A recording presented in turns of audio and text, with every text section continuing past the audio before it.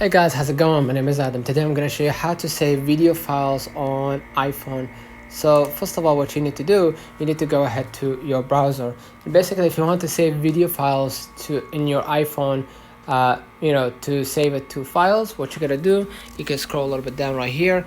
And basically what I'm going to do, tap the preview to attachment the full screen, then share icon and share options panel and choose save as files as the sharing option. Check that on my iPhone is highlighted and then tap save. Okay, so basically what I'm gonna do, I could just go ahead and copy the photos or images from photos to files, select them in the Photos app, then tap share and then select save to files. And you can use this method to copy media to your iCloud, Drive, or Dropbox as well. So I'm gonna go back right here. Let me close this window. So I'm gonna go back to my screen, right?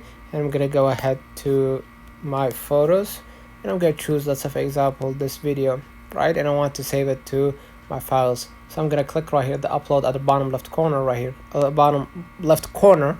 And what I'm gonna do, I'm gonna just scroll a little bit down and hit save to files.